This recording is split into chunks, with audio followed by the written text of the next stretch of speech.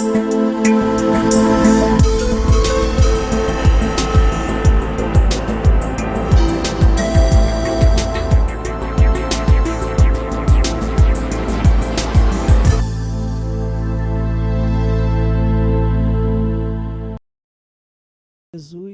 possa estar com ela e que possamos então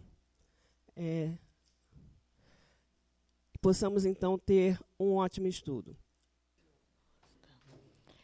Meus irmãos, que Jesus nos abençoe.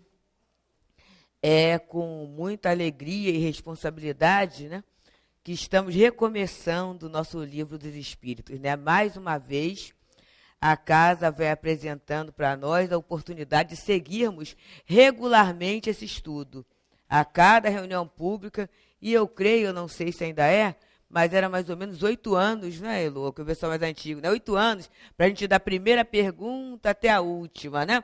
E a gente vai. Quem quiser apressar um pouco, tem os nossos cursos, que é uma oportunidade da gente ir estudando e tendo uma visão espírita da vida. Que, no fundo, é isto, né?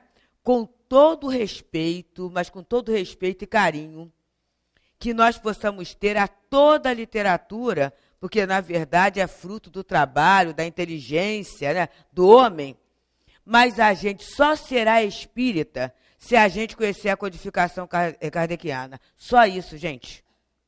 E a palavra de nenhum espírito se sobrepõe à codificação. E aí a gente começa trazendo logo um grande exemplo, que é o exemplo do nosso Chico Xavier, que é, todos nós sabemos, não só aquele médium de um potencial muito grande, como já é conhecido, né, o potencial humano, o ser humano, que o planeta abrigou durante esse período da encarnação e que continua trabalhando. Então, Chico Xavier, alguém claramente com mandato mediúnico, num encontro, numa aparição do seu mentor espiritual, Emmanuel dá a seguinte orientação. Começa dizendo: Chico, eu amo muito você. E o Chico fala: eu também amo o Senhor. Mas, Chico, se algum dia eu contrariar numa vírgula o que esteja na codificação ou o que esteja no Evangelho do Senhor Jesus, vai ser doloroso, Chico, mas me esqueça. Foi a fala de Emmanuel para Chico. Então, a gente tem que ter extremo cuidado para a gente não se dizer espírita, porque eu vi um filme tal, ou eu li uma reportagem tal, ou eu sinto isso, aquilo, desde que eu nasci, eu preciso estudar, porque, afinal de contas, eu sou médium de berço. Inclusive, essa definição não existe no livro dos médiuns, né? Médio de berço não está lá no livro dos médiuns, não. Tem a opção de médio, mas de berço não tem. E aí, a gente é aquele espírita de ouvir dizer, que também não está na definição. Então, a gente vê que o livro dos Espíritos é esse primeiro livro, e não foi por acaso. Na verdade, a Gênese é o desdobramento da parte primeira, o livro dos médiuns, o desdobramento da parte segunda, o Evangelho segundo o Espiritismo, da parte terceira, e o Céu e Inferno, da parte quarta. Só para a gente falar um pouco da importância desse livro.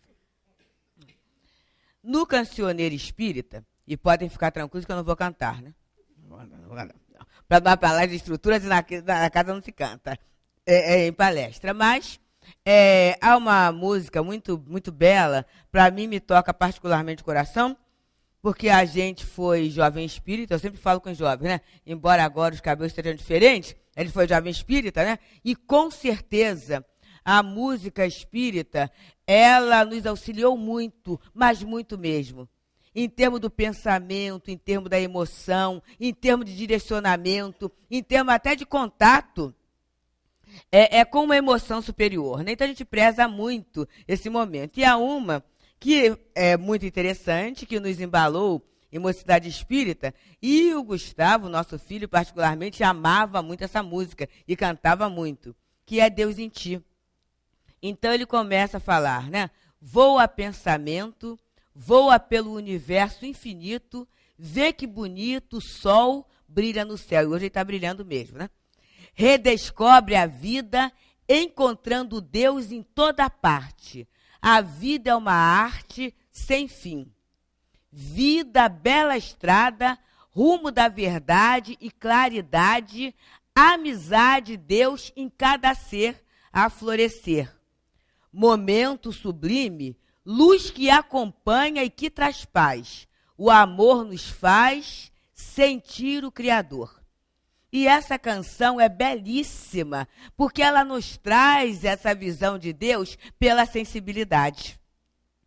É pela sensibilidade. Enquanto a tia Vilma, na evangelização, ela traz um conceitual, né? Quem é Deus? Deus é o Criador, causa primária de tudo, nosso Pai de eterno amor, e ela vai trazendo os conceitos, né? É imaterial, é eterno.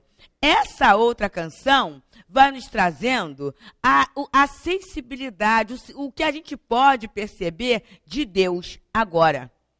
Por quê? Porque a própria questão do Livro dos Espíritos, o próprio estudo vem nos trazendo, que nós só temos palavras, quer dizer, a palavra é uma criação, para se definir o que se conhece.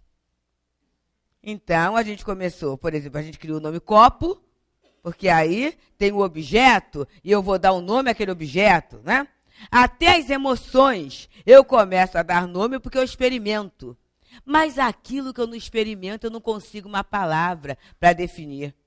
Eu não consigo. Então, tem essa ideia de Deus que a doutrina traz, assim, num avanço muito grande para nós, porque até um tempo atrás, e a Joana, ela é esplêndida, né? Quando ela nos traz desse relacionamento com Deus, a gente pensava em Deus como agente melhorzinho, e agente melhorzinho não é muita coisa não, né? Por quê? Se pisou no meu pé, eu vou, no mínimo, olhar com uma cara muito feia, esperando que o outro me fale alguma coisa. A não ser que eu esteja muito bem. Então, se Deus é mais forte que eu, quando alguém pisar no meu pé, e ela fala aqui pelo segundo parágrafo, eu não faço nada, mas eu entrego a Ele. Eu entrego a Deus. Para mim, eu sou assim, eu sou muito boa, né? Mas fez comigo, eu entrego a Deus. Entrego a Deus para quê? Para fazer potencialmente aquilo que eu faria de pior, não é? E é essa visão, que é uma palavra um pouquinho complicada, mas é usada, a visão antropomórfica de Deus. Que para a nossa civilização ocidental, judaico-cristã, foi trazido por Moisés, não é? Aquele senhor dos exércitos. Aquele que luta para quem? Para quem está do lado dele. E até hoje nós temos essa herança. Quando acontece alguma coisa que contraria os nossos projetos, há uma expressão popular: que mal eu fiz a Deus para sofrer tanto. Não é possível. Fulano faz tudo errado e a vida corre às mil maravilhas. E eu, que faço tudo certinho, tudo de acordo, parece que é uma maré de azar. E isso leva a muitos de nós a buscarmos até a casa espírita, né? Para ver se eu consigo tirar a urucubaca da minha vida, né? Porque está uma uruca, está uma situação, né? Vamos ver se os espíritos dão um jeito, vamos ver o que eu faço. Quando, na verdade, gente, aí vem a necessidade do estudo.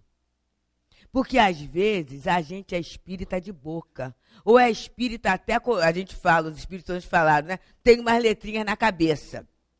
Mas a nossa visão da vida é materialista. É materialista. É uma visão de uma dependência que a Joana fala aqui no penúltimo parágrafo. É uma dependência que eu crio. Que dependência é essa? Eu acho que as pessoas têm que resolver a nossa vida. E quando eu falo pessoa, é espírito também. Eu crio uma sensação, uma atmosfera na minha vida de fragilidade ou inconsequência que eu fico querendo que os outros resolvam. Então, eu vou pedir aos espíritos para resolverem a minha vida, porque aí eles vão resolver, eles vão dar uma resposta. Se der errado, foi eles que falaram, né? Falaram. E só que eu não aprendo. E o aprendizado, gente, vai exigir de cada um de nós mão na massa da vida. Quando a música fala redescobre a vida, enxergando Deus em toda parte? Como é que eu vou enxergar Deus em toda parte se eu não tiver aquilo que Jesus falou, olhos de ver? Eu tenho que começar a ver. Houve um encontro de Jesus, encontro sobre Jesus, em que se trabalhou a questão do Cristo misericordioso, a misericórdia na nossa vida. E entre o grupo de estudos, se fez uma dinâmica, que era assim: você lista os seus bens, coloca na lista o maior bem que você tem na vida. E aí passava o dinamizador, falava assim: eu sou a misericórdia divina, estou apanhando esse bem. Quando fez com os dinamizadores, houve um negócio assim: não, mas peraí. E aí eu não esqueço da Fatinha, da Fátima Ventura, falou assim: eu sou a misericórdia divina, a misericórdia, estou apanhando. E aí se entendeu. Mas quando se fez no dia do encontro essa dinâmica na sala, foi muito interessante. Teve gente que puxou o papelzinho com o dinamizador, falou assim: não, eu não vou dar, eu não quero dar. Não, eu não quero dar, assim, né? Teve gente que percebeu, quando, né, ia apanhar o outro, sentou em cima do papel, para ninguém ver, né? Não tem papel, E isso, gente, é muito interessante comentar depois, mas mostra o nosso relacionamento com a vontade divina. Eu não quero entregar, por quê? Porque eu não percebo ainda que a vontade de Deus é melhor que a minha. Porque se eu perceber que é melhor que a minha, e se é aquilo que eu mais gosto, eu vou entregar na mão de quem eu mais confio, daquilo que eu mais confio. E eu só tenho confiança a partir da experiência. Então, essa experiência de Deus está nos faltando no dia a dia. A gente, às vezes, usa até interventores, intercessores, para ver se dá um jeitinho, né? Alguma coisa que eu sei que eu não consigo, é como a gente fala vulgarmente, do pistolão, da carteirada. A gente vai tentando por meios assim, vamos ver se consigo, não é isso? E essa visão, embora sejamos espíritas, é uma visão materialista da vida. A Joana de Andes, no livro Desperte e Seja Feliz, ela tem uma lição que o título é Sucessos. E ela diz que existem sucessos e sucessos. Há o sucesso de Nero, o sucesso de Hitler, o sucesso de Calígula, esses sucessos todos. Que, na verdade, o tempo passou e onde está? Mas há um sucesso de Gandhi. Há o sucesso de Jesus. Há um sucesso de Madre Teresa, há um sucesso de Luther King, que na visão materialista seriam fracassados, não é? Observa. Um sucesso de Chico Xavier. Que sucesso é aquele? Aquele homem que vivia do jeito daquele que vivia, com a pobreza daquela situação, com doença, com isso, aquilo. Observa, gente. Não, eu quero um sucesso diferente. E aí, aproveitando dessa nossa imaturidade em relação à experiência de Deus, é que muitos espíritos encarnados e desencarnados se apropriam dessa questão e nos vendem uma ideia desse Deus materializada, desse quem é Deus. Então, se você estiver ao lado de Deus, você vai ter saúde perfeita, prosperidade material, e não vai ter problema de relacionamento familiar. Como eu não entendi ainda o sentido da vida, eu não entendi o progresso, é tudo que eu quero. Então eu vou ficar... É esse o Deus que eu quero. Que é um Deus como eu, melhorzinho. Ou como eu, até sem a compreensão da vida, né? Porque eu acho que quem me ama é quem concorda comigo. Mesmo se eu estiver errado. A gente tem essa visão, né? Quando, na verdade, a gente sabe que não é assim. Né? Eu lembro com as experiências de alfabetização, né? Aqueles pais superprotetores. Então, havia uma determinada professora, né, que se especializou lá na alfabetização, e ela percebia que naquela turminha, o trabalho de casa, porque a questão da tarefa de casa é simplesmente para a formação de hábitos, né, de responsabilidade, tudo isso. Os trabalhos de casa vinham de um jeito que, pela experiência dela, não era aquilo que aquelas crianças poderiam apresentar. E ela, então, viu, né, lógico, que as mães, os pais, faziam a tarefa da criança. E isso era altamente perturbador e atrapalhava o desenvolvimento. Então, um dia, essa professora fez uma reunião de pais. E fez a reunião na sala de aula. E colocou ali para as crianças um cantinho, para as mães, né? Um cantinho de recorte e colagem, com a atividade. Uma outra lá, com um buraquinho, né? Para elas passarem a agulhinha. E as atividades todas que as crianças faziam para as mães fazerem. A maioria eram mães, né?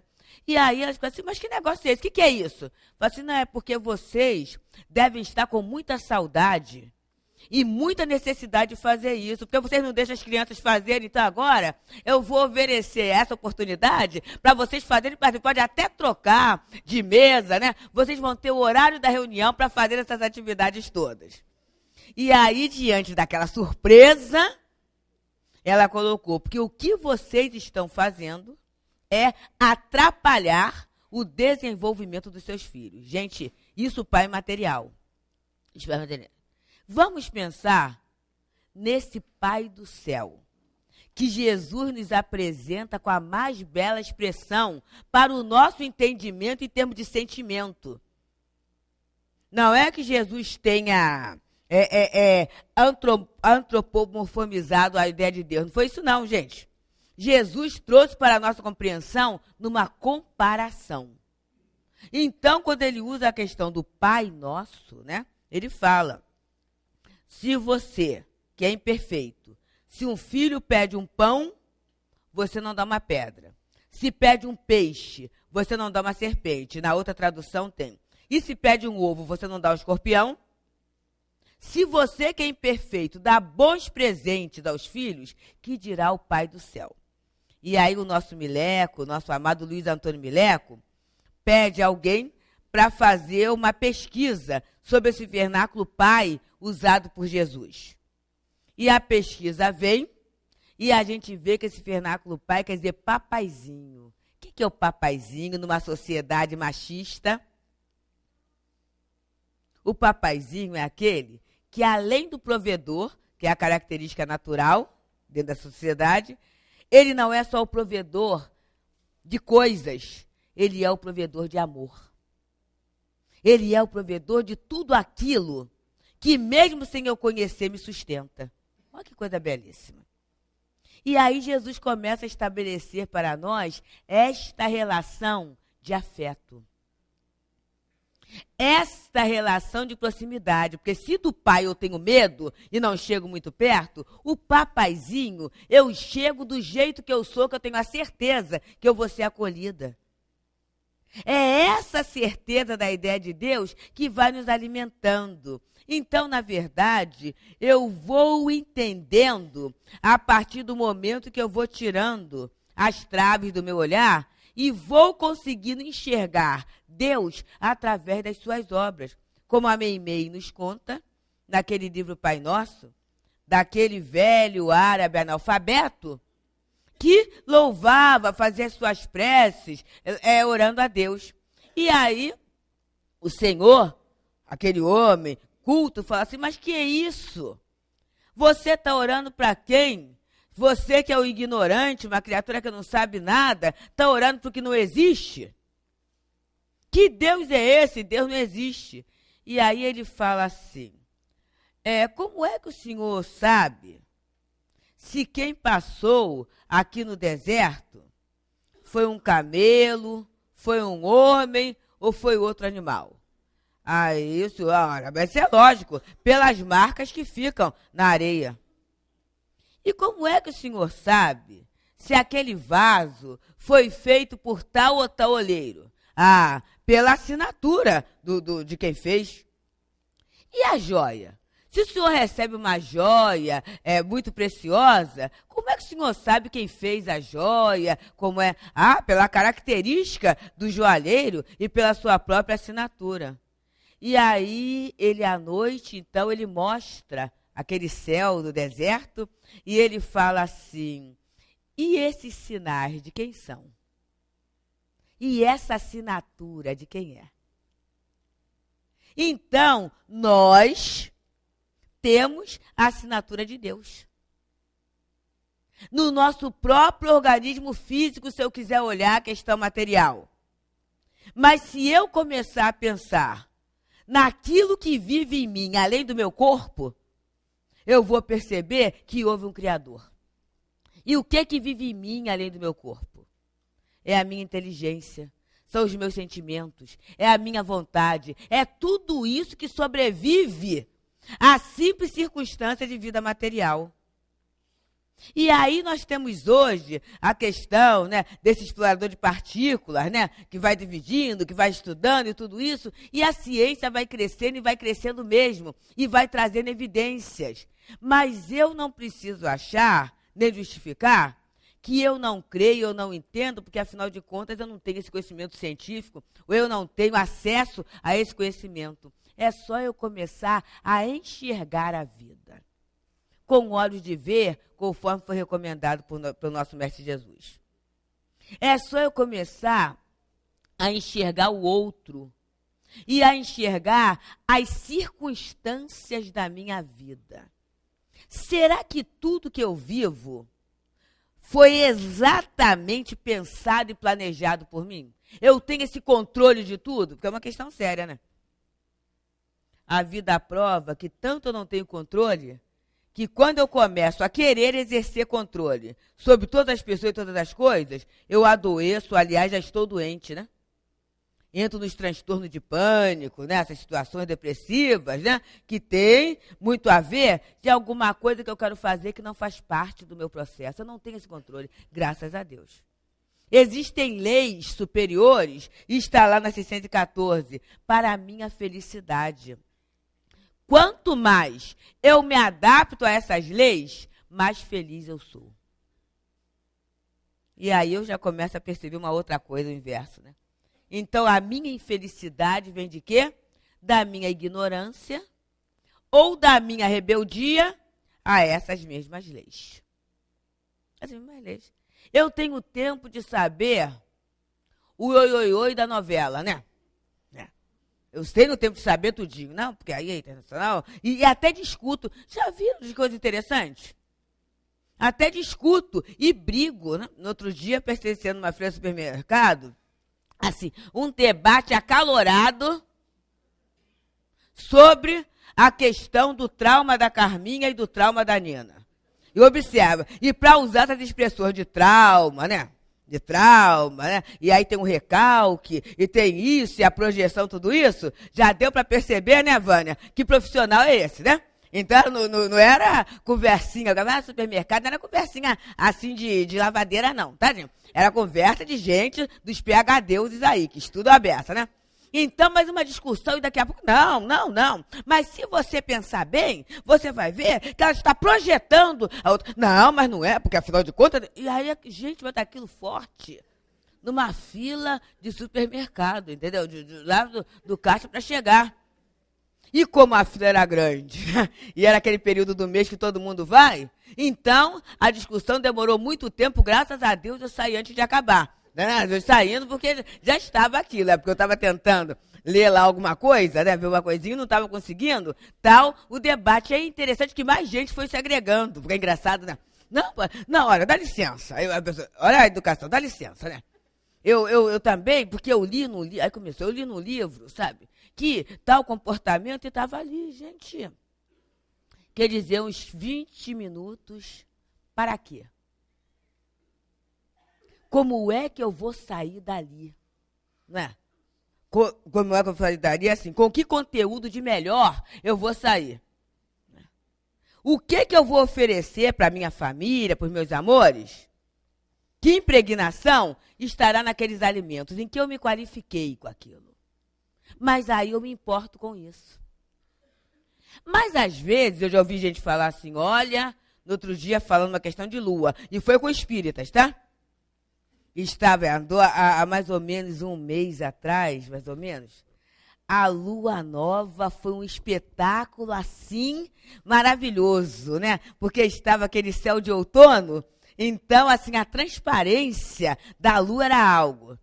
E aí eu falei com alguém, vocês estão vendo, gente, que coisa interessante. Até brinquei, né? Observa, por isso que daqui a pouco a gente fica lunático, né? Porque um espetáculo desse, brincando. Aí a pessoa falou assim, você sabe que tem tempo que eu não sei o que é a lua? Mas eu sei a novela.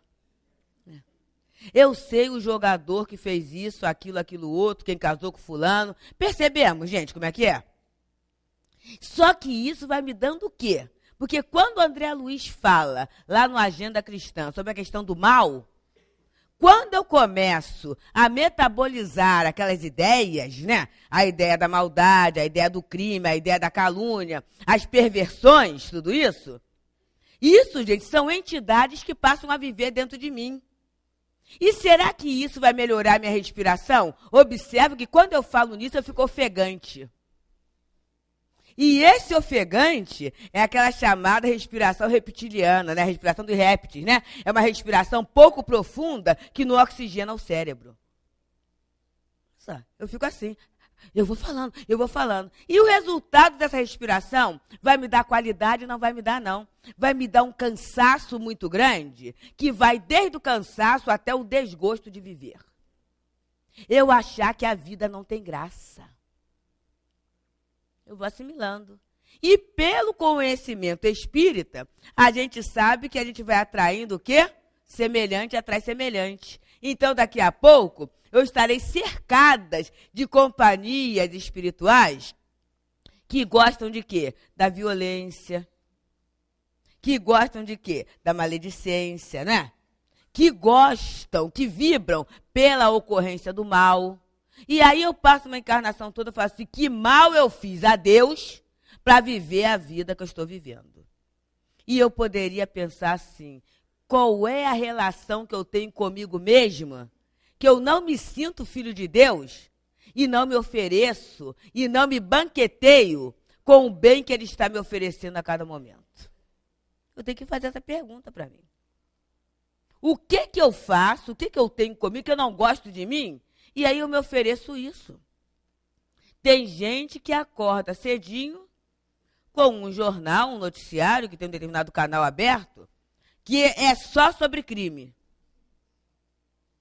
E a pessoa já acorda, pá, liga e começa, né? Não, mas eu tenho que estar informado.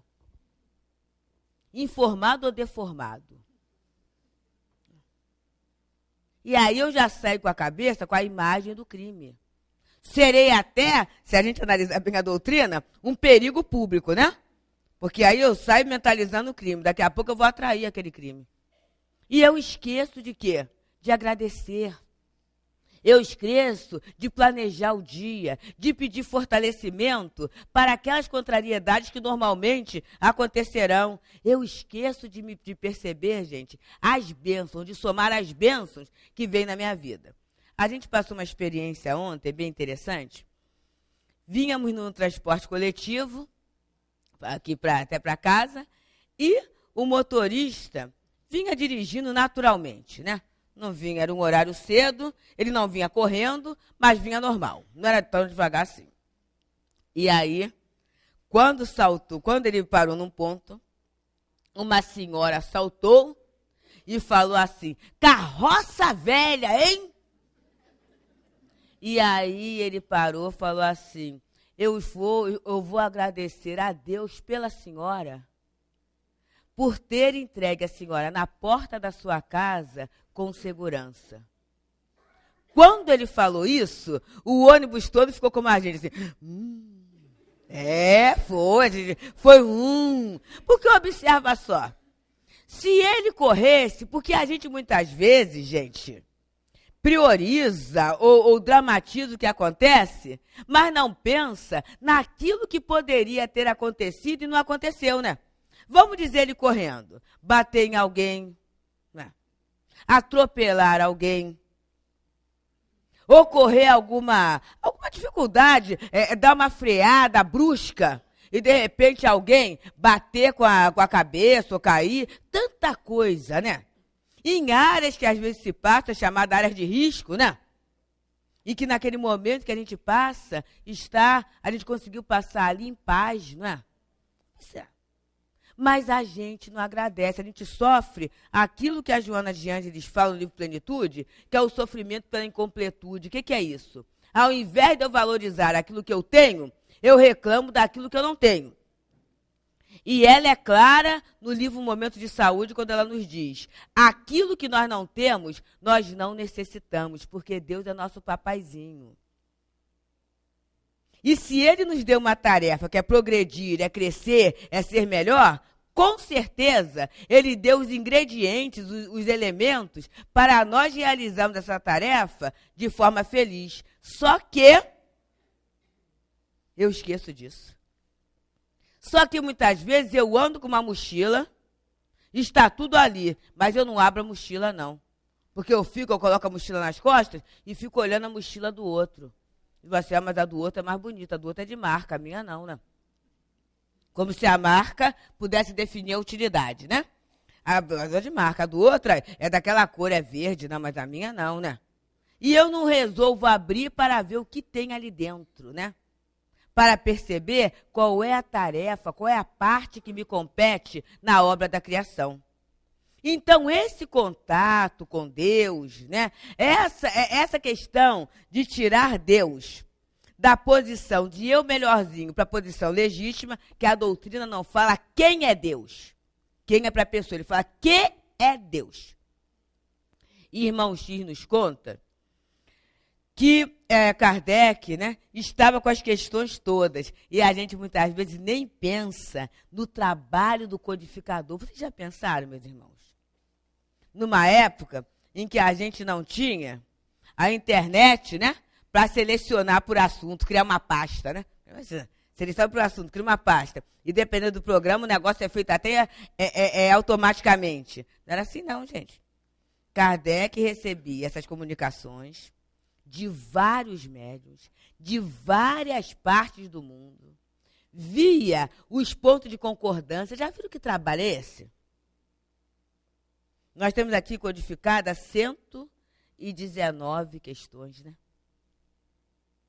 Cada assunto, para a partir dali ver o que era concordante e o que não era, ó, ia fora, né? Ia guardar do momento, para ali organizar, codificar, muito trabalho. E aí Kardec, com aquelas questões todas, ele começou a pensar assim, vai ter que surgir o livro. Mas da onde a gente começa? É irmão X que nos conta. Aí ele vai, e pensa, e fica a noite sem dormir, pensando tudo isso. E aí o Espírito de Verdade fala para ele, né? Comece por Deus. Comece por Deus, porque é o início de tudo. E aí ele começa com essa primeira questão, que é maravilhosa, que é Deus? Que?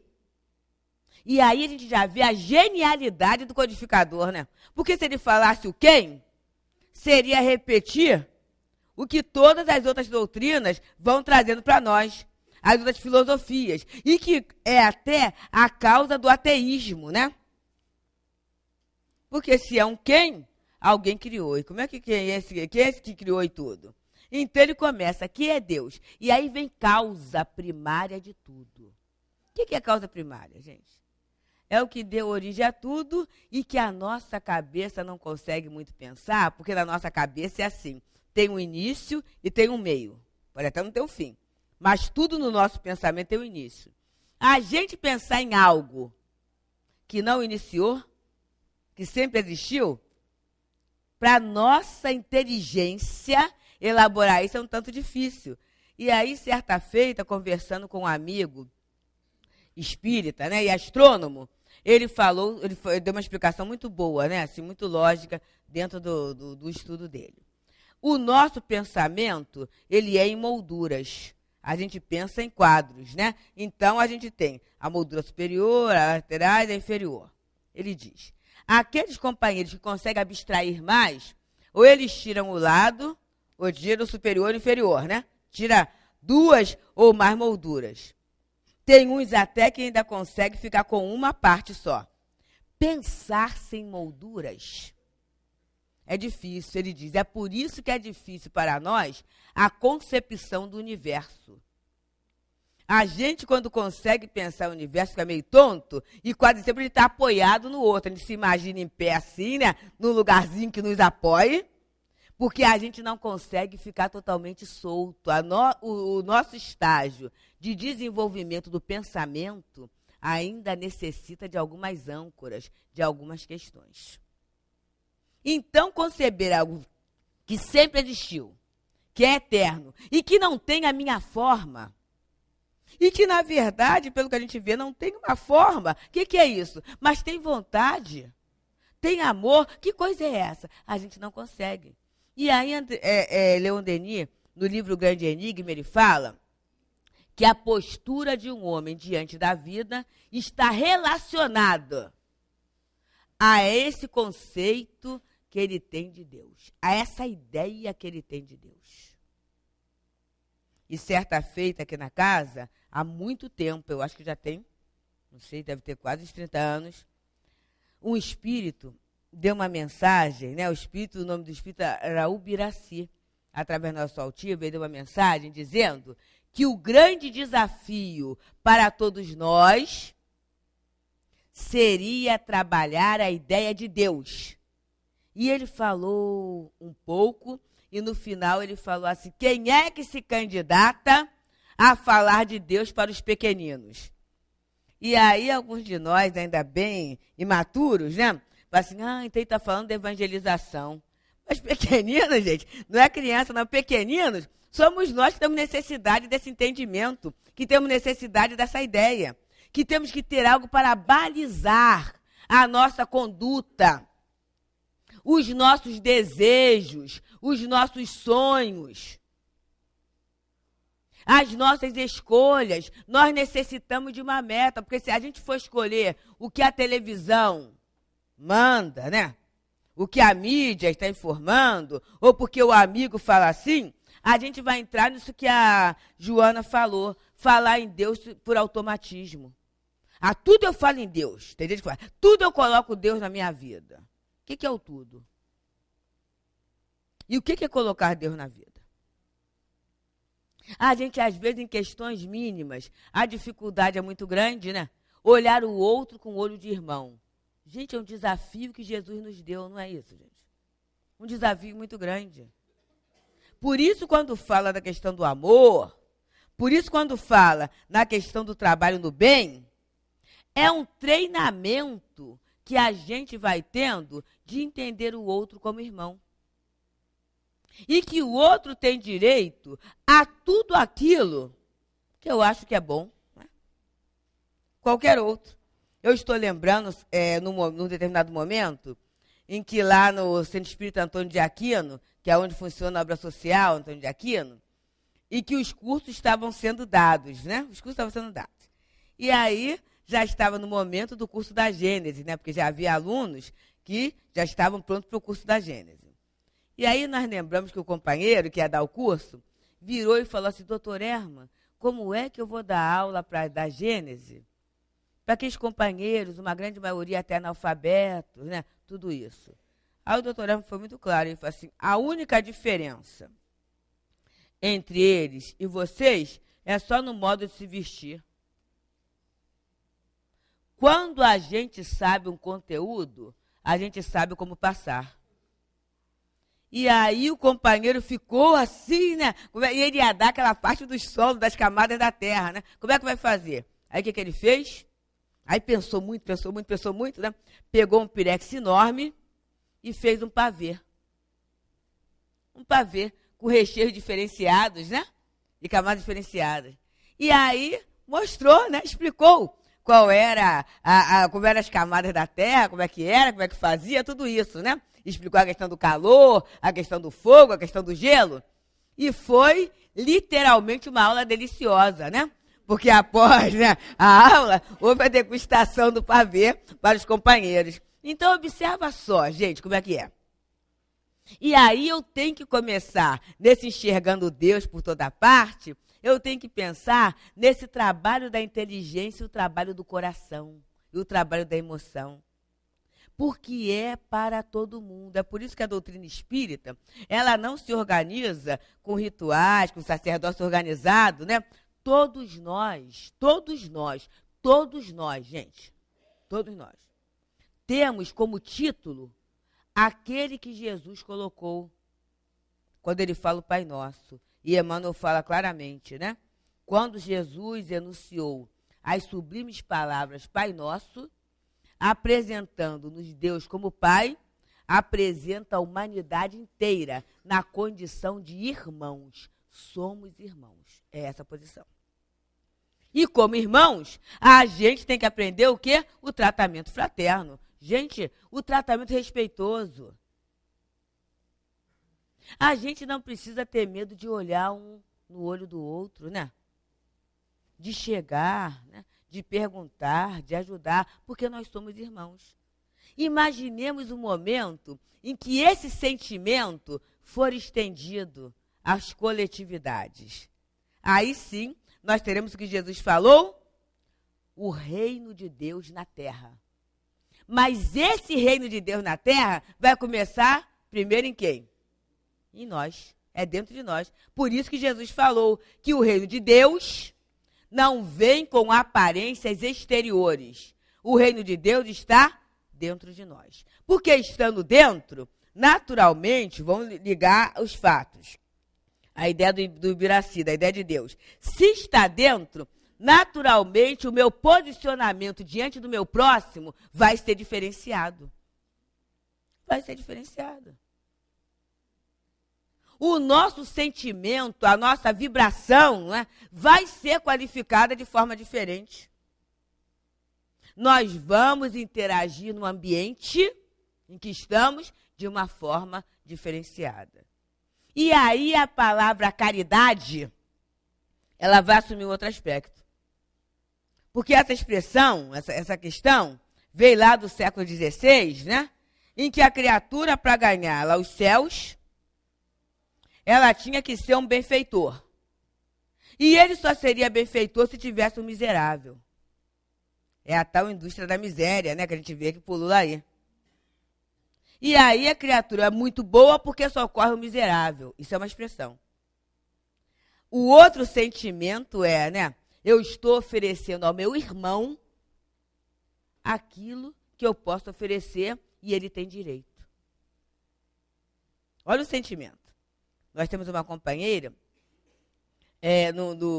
vou até falar o centro, que não é nada demais, né? Do Centro Espírita Maria de Nazaré, na Taquara, em que eles têm um trabalho junto a um hospital que abraça companheiros, filhos de irmãos do HIV, né? Essas crianças que ficaram internadas em função dos pais terem desencarnados. E aí a companheira responsável pela casa, eles administram uma cesta de supérfluos. Então, eles vão lá e perguntam, né, a criança, o que você gostaria de ganhar? E aí, a criança vai falar, né? Aquele chocolatinho daquela marca, aquele biscoitinho daquela outra, né? Às vezes, aquela sandalinha, ou aquele joguinho, essa coisa toda. E eles se cotizam, é um grupo que não é grande, mas se cotizam e oferecem aquilo. Como o nosso hábito de se meter nas vidas dos outros é muito grande, né? A gente começa a falar de coisas que não sabe. Então começou assim, mas é um absurdo o trabalho que fulano faz, porque observa só, uma vez uma cesta daquela, é 100 e pouco, 200 e pouco, não sei o quê, esse preço todo, né? E com esse valor, poderia comprar não sei quantas cestas básicas. A gente faz a matemática com o dinheiro dos outros, percebe? Às vezes eu falo, eu não consigo dar não consigo dar 1 quilo, não consigo ser o fiel à campanha do coladinho, né? Que é para trazer lá, mas já estou fazendo a conta do dinheiro que está no outro.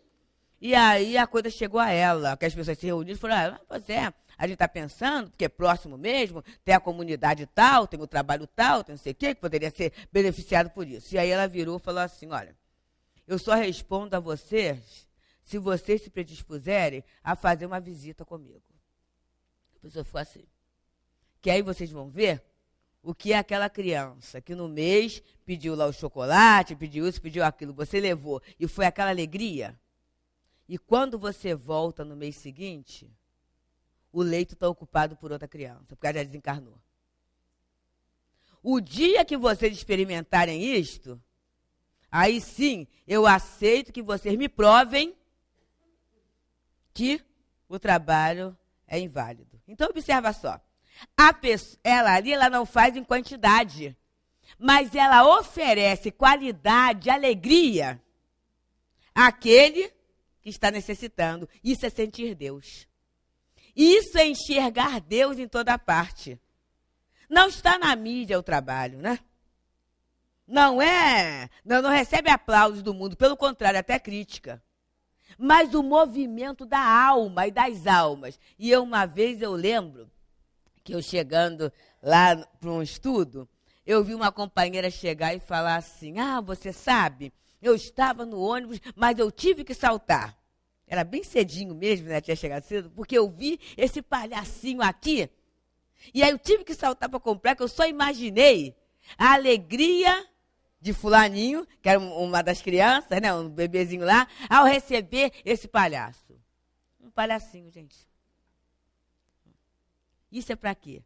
Para a gente não ficar subordinando essa questão de fazer o bem, a quantidade, a coisas estentóricas, né? Isso, aquilo, gente. Tem gente que quietinho, no seu cantinho, está fazendo muito mais e melhor, porque está com essa ideia de Deus, está com esse sentimento, do que aquele outro que está aí na mídia, que está aparecendo. É para a gente não se furtar a essa, como diz o Espírito Vitor, a oportunidade de servir ao bem onde estivermos. Porque, de repente, numa obra organizada, né, a gente vai uma vez por semana, de 15 em 15 dias. Mas e aquela obra, por exemplo, na nossa família? Aquele parente que necessita, muitas vezes, de uma conversa, e não é conversa esclarecedora, não é conversa, bate-papo. Porque, de repente, né, a filha trabalha, o filho assim, aquela situação, a pessoa fica sozinha um período de tempo muito grande e televisão não dialoga com ninguém.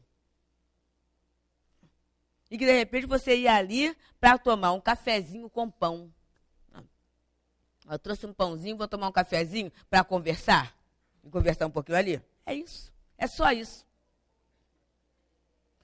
Mas aí é o dever. É dever moral. Mas a gente esquece, né? A gente esquece muitas vezes disso, né? Aquela informação que eu posso prestar a alguém, que se não fosse a informação, a pessoa estaria lá em círculos, né? Em círculo.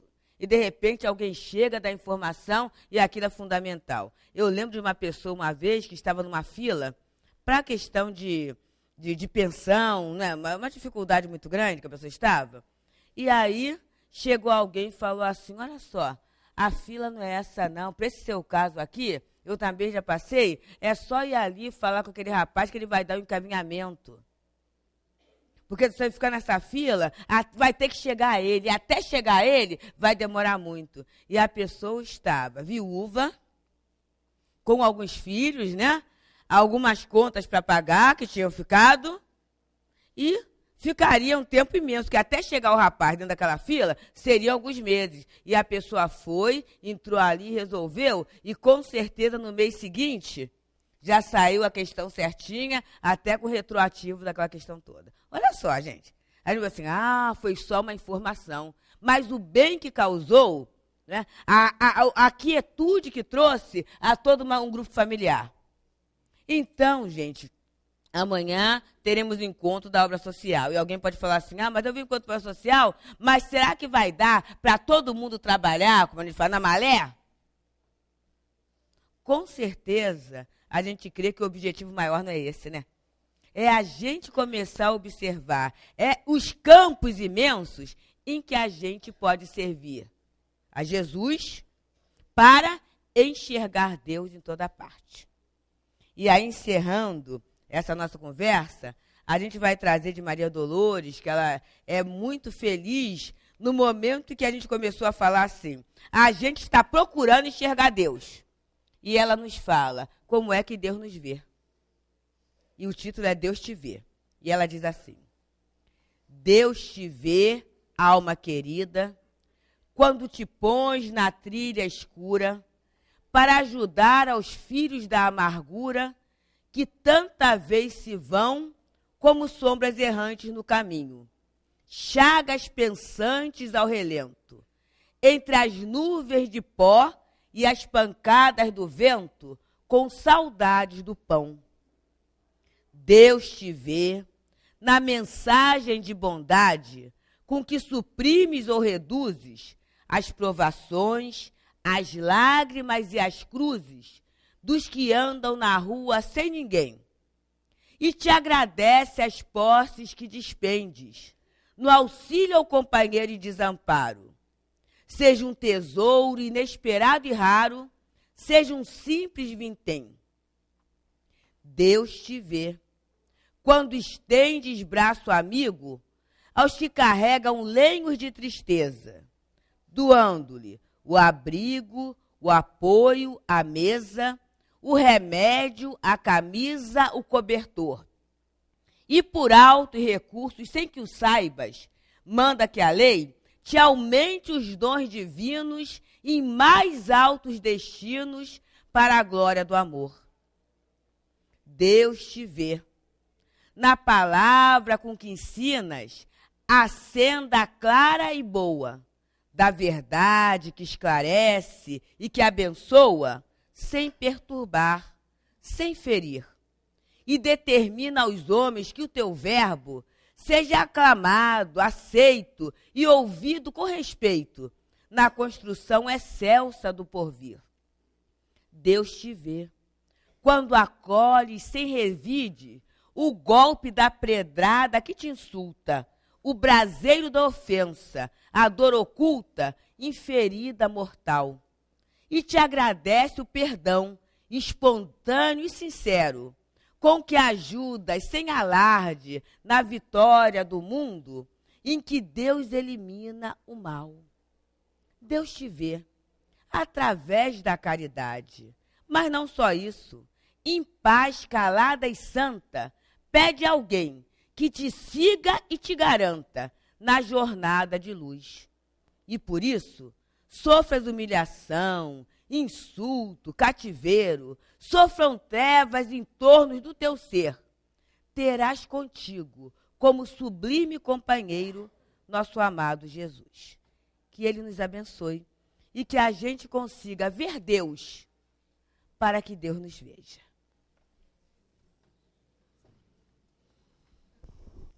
Só temos que agradecer a nossa companheira, que trouxe para nós um estudo onde temos muito a refletir, levarmos para o nosso dia a dia e sentir Deus, né, acima de tudo.